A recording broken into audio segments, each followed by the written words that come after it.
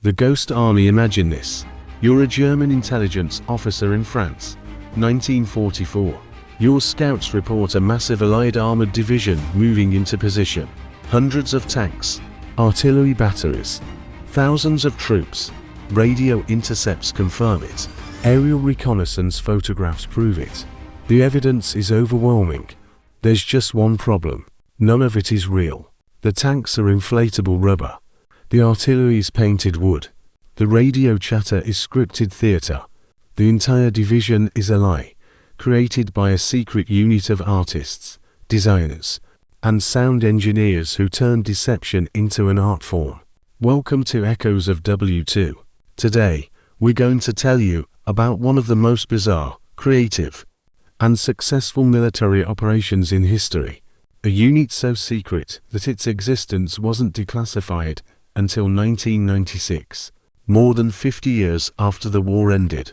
This is the story of the Ghost Army, the story of how a few hundred artists saved thousands of lives and helped win World War II, with nothing but inflatable tanks, sound effects, and theatrical genius. And your history teacher never told you it existed. Let's start at the beginning. It's 1943. The United States has been in World War II for 2 years. American forces are fighting in North Africa, preparing for the invasion of Italy, and planning the eventual assault on Nazi-occupied France. The problem is simple. Information. In modern warfare, intelligence wins battles. If you know where your enemy is, what they're planning, and how strong they are, you have an enormous advantage. But the reverse is also true. If your enemy knows where you are, they can counter your moves, reinforce weak points, and prepare defenses.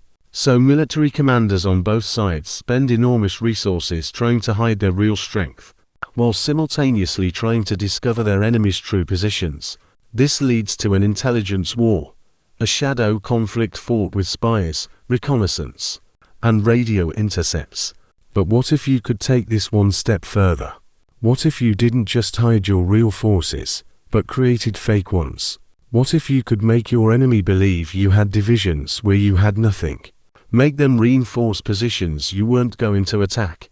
Make them waste resources defending against phantom threats. This was the thinking behind tactical deception units. And while several nations experimented with these concepts, nobody took it as far as the Americans did with the 23rd Headquarters Special Troops. That was their official name. The boring, bureaucratic title that told you absolutely nothing about what they actually did. To the few people who knew they existed, they had another name. The Ghost Army. The unit was formed in January 1944. It consisted of approximately 1,100 men, handpicked for very specific skills. But these weren't your typical soldiers. These men weren't recruited from infantry units or armored divisions. They were recruited from art schools. That's right, art schools. The United States Army went to places like the Pratt Institute, Cooper Union, and the Philadelphia Museum School of Art. They looked for painters, sculptors, designers, sound engineers, actors, and set designers. People who understood visual illusion. People who could create convincing fakes. People who thought like artists, not soldiers. Among the recruits were some men who would later become famous. Bill Blass, who would become one of America's most celebrated fashion designers. Ellsworth Kelly, who would become a renowned abstract painter. Art Kane, who would become a legendary photographer. These weren't soldiers playing at art. These were artists being asked to play soldiers. The man who conceived this unit was a British officer named Dudley Clark. He'd pioneered tactical deception in the North African campaign, creating fake armies that confused German intelligence. The Americans loved the idea and decided to create their own version, but bigger, more ambitious, and more technologically sophisticated. The Ghost Army was divided into 4 main units, each with a specific role in creating the illusion of military strength. The 603rd Camouflage Engineers. These were the visual effects specialists. They created the physical props, the inflatable tanks, the dummy artillery, the fake equipment that made empty fields look like massive military staging areas. The 3132nd Signal Service Company Special. These were the radio deception experts. They created fake radio traffic, mimicking the communications patterns of real military units. They made the Ghost Army sound real. The Signal Company Special. These were the sonic deception specialists. They had trucks equipped with massive speakers that could project recorded battle sounds for miles. Tank engines, artillery fire, troop movements. They made the Ghost Army sound like it was moving and fighting. And the 406 combat engineers. These were the support unit, helping with logistics, security, and making sure the other 3 units could do their jobs. Together, these 1,100 men could convincingly simulate the presence of 2 entire divisions. That's roughly 30,000 troops, 600 tanks, and all the associated equipment. 100 men with rubber props could make the Germans think they were facing 30,000 real soldiers. The Ghost Army trained in secret for months. They practiced inflating tanks in the dark. They rehearsed radio deception protocols. They perfected the art of looking like something they weren't. And then, in May 1944, they shipped out to England. D-Day was coming. The invasion of Europe was imminent. And the Ghost Army was about to go to work. The Ghost Army's first major operation was called Operation Elephant. It took place in June 1944, shortly after D-Day, near the town of Lessay in Normandy, France. The real Allied forces were preparing to push south from the Normandy beachhead, but they didn't want the Germans to know exactly where the main thrust would come from, so they called in the Ghost Army. The mission was simple in concept but extraordinarily difficult in execution. Make the Germans believe that a full armored division was staging near Lessay, preparing for a major offensive in that sector. Pull German forces toward the fake threat, away from where the real attack would come. The Ghost Army arrived at night. They always worked at night. Darkness was essential because even the best props wouldn't fool anyone in daylight at close range. Their job was to create something that looked real from the air and from a distance. First came the visual deception. The 603rd Camouflage Engineers unloaded their trucks and began inflating tanks. These weren't toy balloons. These were sophisticated rubber sculptures, carefully designed to look exactly like real Sherman tanks from above. They had painted details, fake treads, realistic turrets. From an aerial reconnaissance photograph, they were indistinguishable from the real thing. A single soldier could carry a deflated tank on his back. 4 soldiers could inflate one in 15 minutes using air compressors. By dawn, an empty field would be filled with what looked like dozens of tanks, all positioned exactly as real tanks would be, with proper spacing, tactical arrangements, and supporting equipment. But visual props alone weren't enough. The Germans had sophisticated intelligence networks. They'd check multiple sources before committing forces. So the Ghost Army had to sell the illusion in every way possible. That's where the radio deception came in. The 3132nd Signal Service Company set up their equipment and began broadcasting fake radio traffic. They didn't just send random chatter. They carefully mimicked the communication patterns of a real armored division. Supply requests, status updates, command communications, weather reports, maintenance schedules, all the mundane, boring radio traffic that a real military unit generates constantly. They used the proper codes, the correct call signs, the authentic protocols. German radio intercept stations would pick up this traffic and add it to their intelligence reports. Confirmation that a major American unit was staging near Lessay. Then came the sonic deception. This was perhaps the most innovative aspect of the Ghost Army's operations. They had specially designed trucks equipped with enormous speakers mounted on top. These speakers were called heaters, and they could project sound for up to 15 miles under the right atmospheric conditions. The sonic unit had recordings of every imaginable military sound. Tank engines starting up, columns of vehicles moving, artillery being positioned, the distinctive sounds of specific equipment that German intelligence officers would recognize. At night, while the fake tanks sat in fields, The sonic trucks would park miles away and play these recordings. German listening posts would hear what sounded like a massive armored division preparing for action. Another data point confirming the presence of a major American force.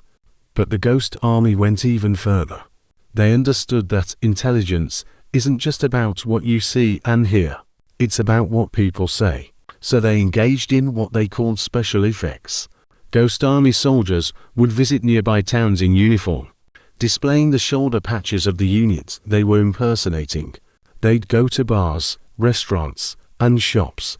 They'd talk loudly about their division, about where they were going, about what they were planning. They deliberately let information slip, knowing that French civilians might pass it along, and that German spies or sympathizers would definitely report it. They'd hang unit insignia on buildings. They'd paint division markers on roads. They'd create the casual, messy evidence of a real military unit's presence. And it worked.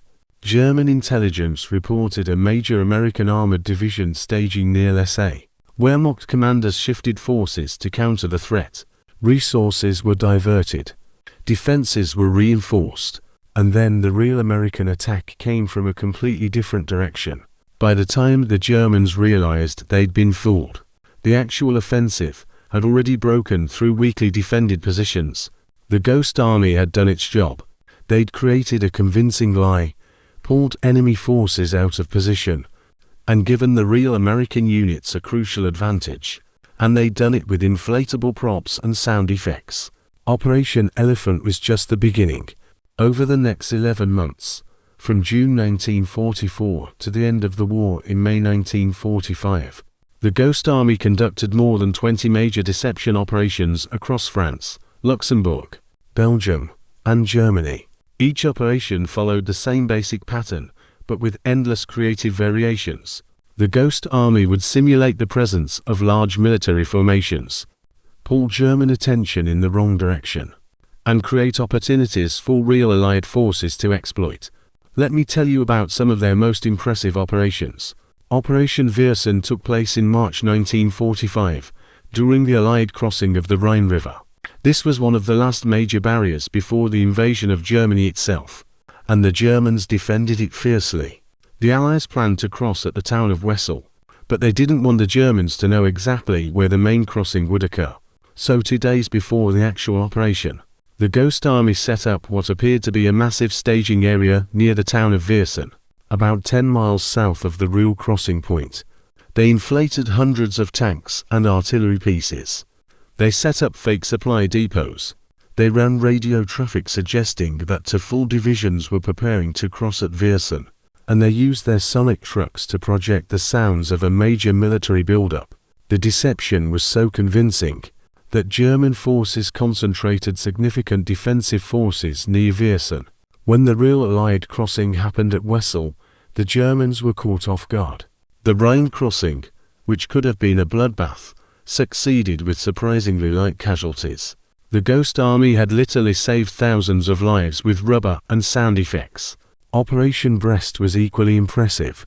In September 1944, Allied forces were besieging the French port city of Brest, which was held by a large German garrison.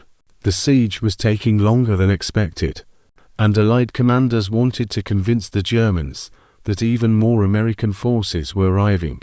The Ghost Army set up outside Brest and simulated the arrival of an additional armored division. They understood that the Germans would be watching carefully, so they had to make it perfect. They created a fake convoy. Real trucks drove into the area during the day, clearly visible to German observers, but at night, those same trucks drove out again on a different road, then returned the next day. To German scouts, it looked like an endless stream of reinforcements arriving. Meanwhile, the inflatable tanks and fake equipment made it appear that massive forces were staging around the city. The radio deception unit broadcast traffic suggesting multiple divisions coordinating for a final assault.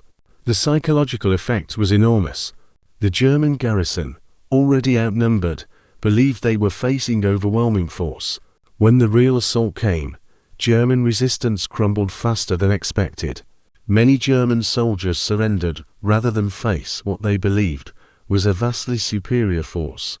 The Ghost Army had won a battle without firing a shot, but perhaps their most dangerous operation was during the Battle of the Bulge in December 1944.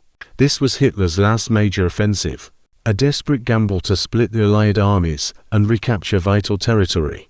The battle was chaotic, brutal, and for several weeks, the outcome was uncertain. The Ghost Army was called in to protect the flank of the 2nd Armored Division, which was being rushed to help contain the German breakthrough. But here's the problem. The 2nd Armored Division had to leave its previous position to move to the battle. If the Germans realized that position was now empty, they could exploit the gap and create even more problems. So the Ghost Army had to do something incredibly risky. They had to impersonate the 2nd Armored Division in its original position, while the real division was hundreds of miles away fighting for its life.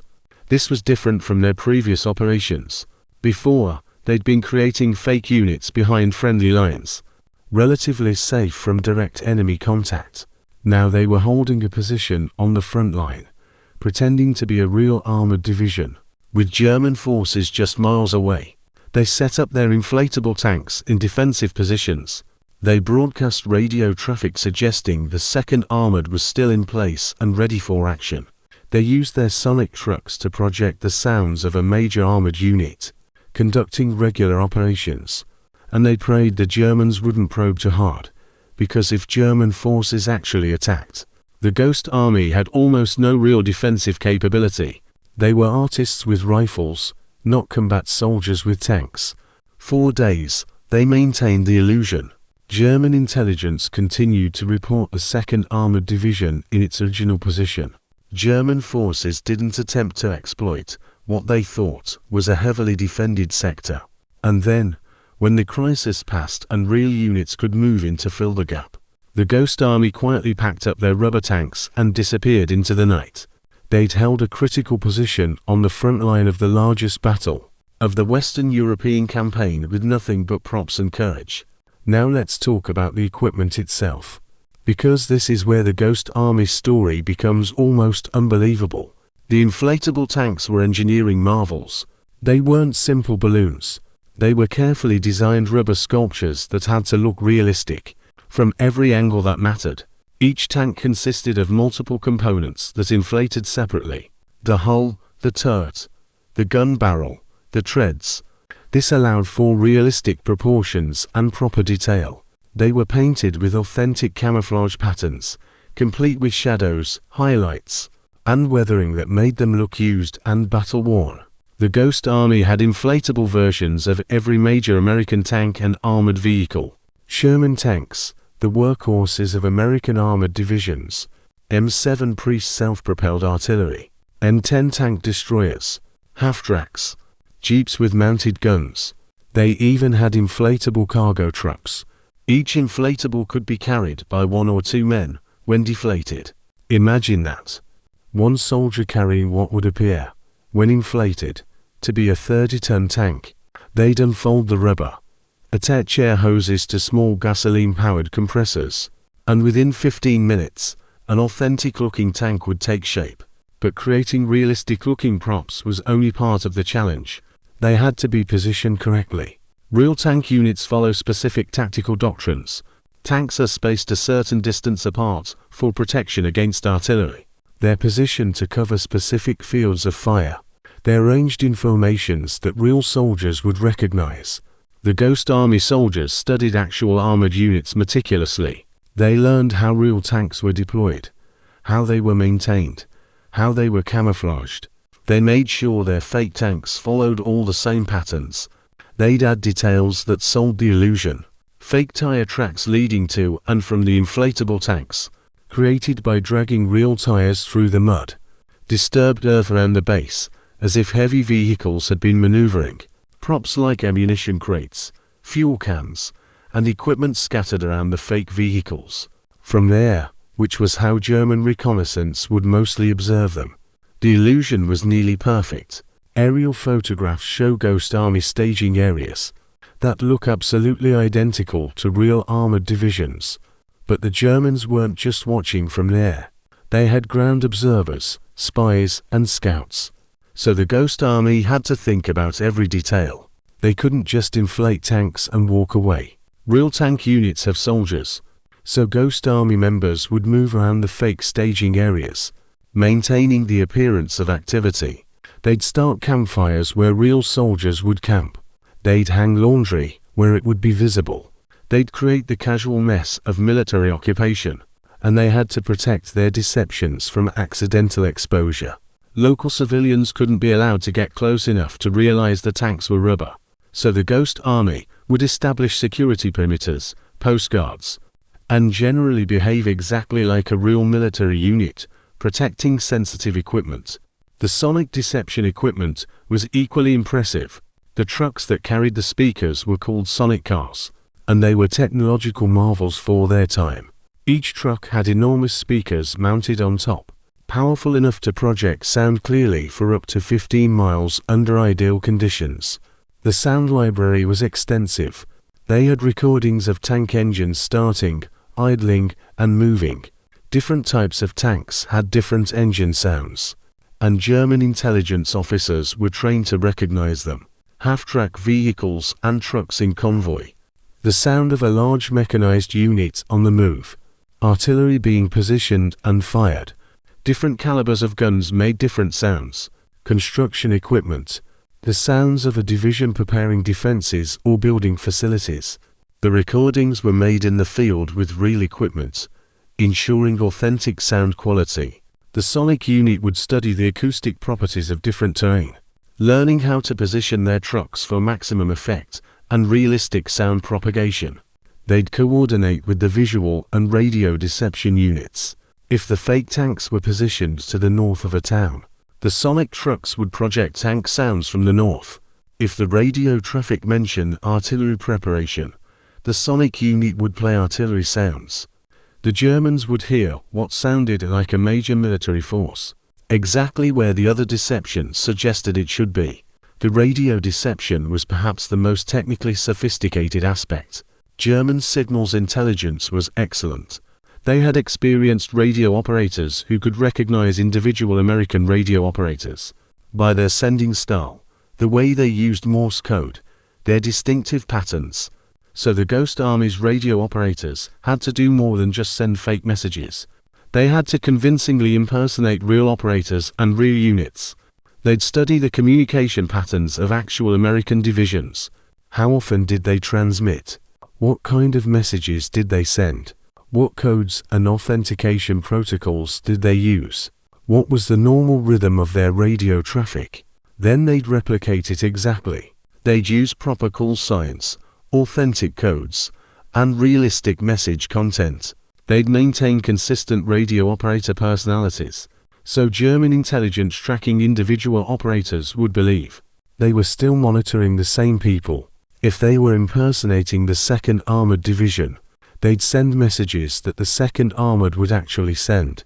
Supply requisitions for the specific equipment that division used, weather reports from plausible locations, administrative traffic about personnel movements. They created an entire fictional radio presence that matched what German intelligence expected to intercept from a real American division. And it worked so well that in some cases, even other American units were fooled. There are documented instances where real U.S. Army units saw Ghost Army staging areas from a distance and reported them up the chain of command as actual armored divisions. If the deception could fool trained American observers, it could definitely fool the Germans. But the Ghost Army's operations weren't without risk. These men were operating close to front lines, often between real combat units, and sometimes in situations where they could encounter enemy forces. Remember, their equipment was fake, but the danger was absolutely real. Let me tell you about what happened during one operation near Luxembourg in December 1944. The Ghost Army was setting up a deception near the German border when Wehrmacht forces launched a surprise attack in a different sector. The front lines suddenly became fluid and chaotic. The Ghost Army found themselves much closer to actual combat than intended. German artillery started falling near their position. They could hear machine gun fire in the distance. The situation was deteriorating rapidly, but they couldn't just abandon their equipment. Leaving behind obvious inflatable tanks would expose the deception and potentially compromise future operations. So they had to deflate everything, pack it up, and evacuate under fire. Several men were wounded by artillery fragments during the withdrawal. One Ghost Army soldier was killed. They managed to save most of their equipment, but it was a reminder that this artistic unit was operating in a very real war zone. There were other close calls. German reconnaissance patrols occasionally came near Ghost Army positions. If a German scout got close enough to realize the tanks were rubber, the entire deception would be blown and the scout had to be prevented from reporting back. Ghost Army units carried weapons and had security personnel specifically for this purpose. There were instances where Ghost Army soldiers had to engage German scouts in brief firefights to protect their deceptions. Think about that.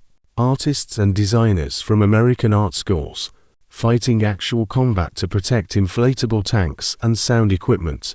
The stress was enormous. These men knew that if their deceptions failed, if the Germans figured out they were fake, real American soldiers would die. Every operation carried the weight of thousands of lives depending on their ability to sell a convincing lie, and they couldn't tell anyone what they were doing. The Ghost Army was classified at the highest levels. These men couldn't write home about their missions. They couldn't share stories with other soldiers. They had to pretend they were just another support unit, doing boring logistics work. Even after missions that saved thousands of lives, they received no recognition, no medals, no acknowledgement. They'd watch real combat units get credit for victories that the Ghost Army had made possible, and they had to stay silent about their role. The psychological toll was significant. Some men struggled with the contradiction of being in a war but not really fighting it. Others found the constant deception exhausting. A few broke under the pressure and had to be reassigned, but most of them persevered. They understood how important their work was, even if nobody else knew about it. The Ghost Army's final operation took place in March 1945, near the Rhine River. By this point, Nazi Germany was clearly defeated. The Allies were deep into German territory. The end was weeks away. But the Ghost Army was still working, still creating illusions, still protecting real soldiers from unnecessary casualties. After that final operation, as the war in Europe wound down, the Ghost Army was quietly disbanded. The men were reassigned to other units or sent home. The equipment was packed up and stored in classified warehouses. The documentation was sealed. And then something remarkable happened. The Ghost Army disappeared from history. In the immediate post-war years, nobody talked about tactical deception operations. It was still considered sensitive military intelligence. The techniques the Ghost Army had pioneered might be useful in future conflicts. So everything remained classified. The men who'd served in the unit were required to maintain secrecy. They'd signed security oaths, and they honored them. So even though hundreds of men knew about the Ghost Army, they didn't tell their families, didn't tell their friends, didn't write memoirs or give interviews. Years became decades. The Ghost Army remained a secret. Some of the veterans died without ever being able to talk about what they'd done during the war. It wasn't until 1996, more than 50 years after the end of World War II, that the Ghost Army was finally declassified. Documents were released. Veterans were finally free to tell their stories. And when they did, the world was astonished. Here was this incredible story that had been hidden in plain sight. A unit of artists who'd conducted some of the most creative military operations in history, who'd saved thousands of lives, who'd helped win crucial battles, and nobody had known they existed. Why did it take so long to declassify? Partly because the military is slow to release sensitive information, partly because the tactical deception techniques developed by the Ghost Army continued to be relevant, and partly because, frankly, nobody really pushed for it until some of the veterans and their families started asking questions. In the 1990s, when the story finally came out, it captured public imagination immediately. Books were written, documentaries were filmed, museums created exhibits. The story had everything: creativity, courage, innovation, and that wonderfully absurd image of artists defeating Hitler with rubber tanks. Several Ghost Army veterans were finally recognized for their service. Museums displayed some of the actual inflatable tanks that had been preserved. Historians started piecing together the full scope of what the Ghost Army had accomplished. And what they found was remarkable. Over 20 major operations, multiple battles influenced, an estimated thousands of lives saved by their deceptions, and not a single one of their major operations had been detected by German intelligence. During the war, the Germans never figured out that they were being systematically deceived by inflatable props and sound effects. After the war, when captured German intelligence officers were told about the Ghost Army, many refused to believe it. They insisted that the American units they tracked were real, that their intelligence had been accurate. That's how good the Ghost Army was.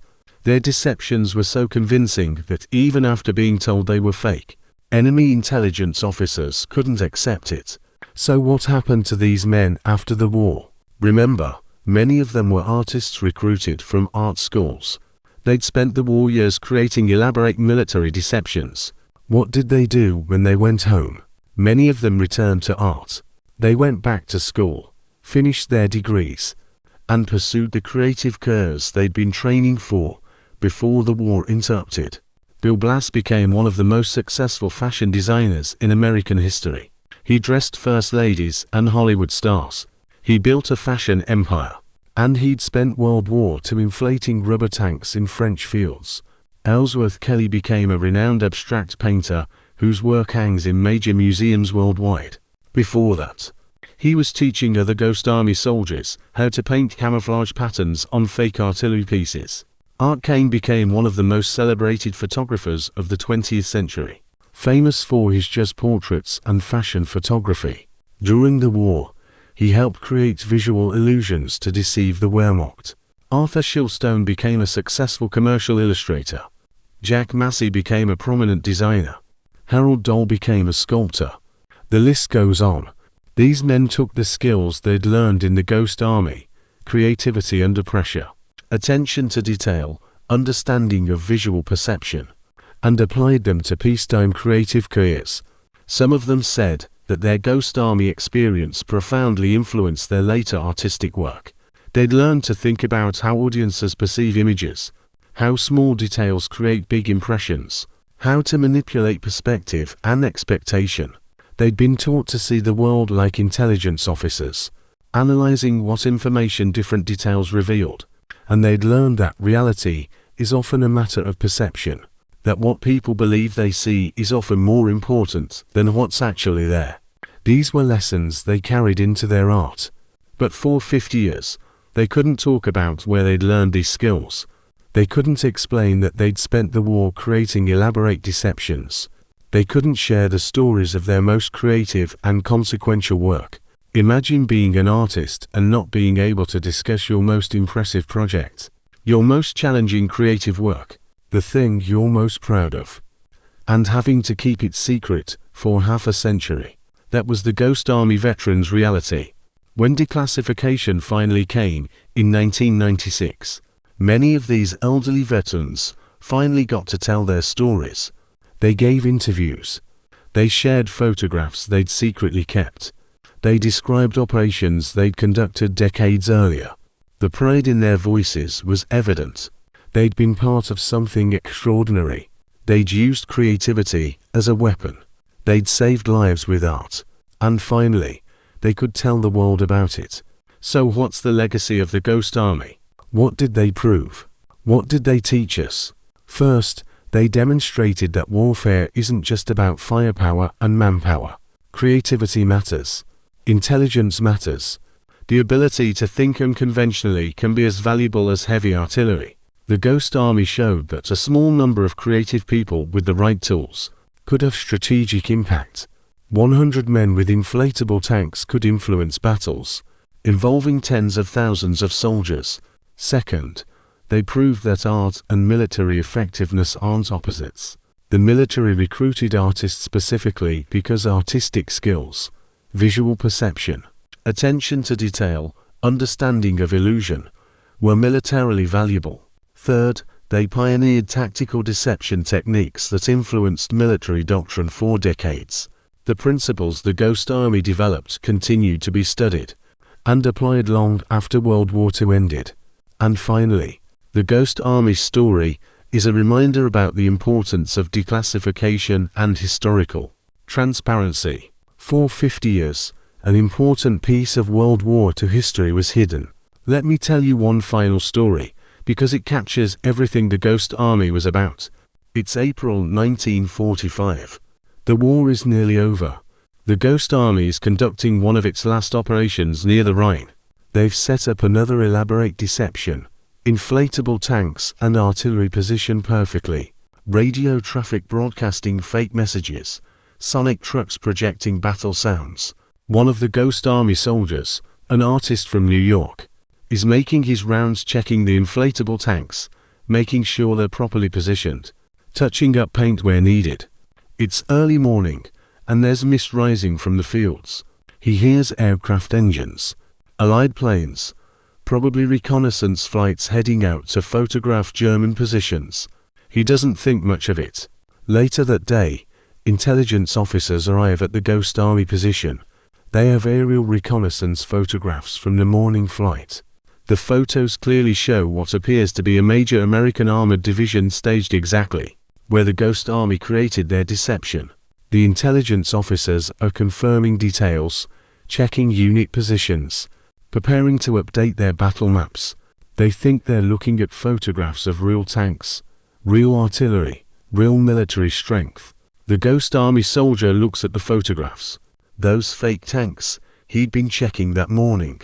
In these aerial photos, they look absolutely real. The shadows are right. The spacing is correct. The details are convincing. He can't tell the intelligence officers the truth, that those aren't real tanks, that this impressive armored division is actually inflatable rubber, and a few dozen artists with air compressors. So he just nods, says nothing, watches the intelligence officers mark their maps and fly away, completely convinced they've documented a major Allied force. And in that moment, he understands something profound. Reality isn't always what's actually there. Sometimes reality is what people believe is there. Sometimes the most powerful weapon isn't a gun or a bomb. Sometimes it's a convincing story, well told. That's what the Ghost Army understood.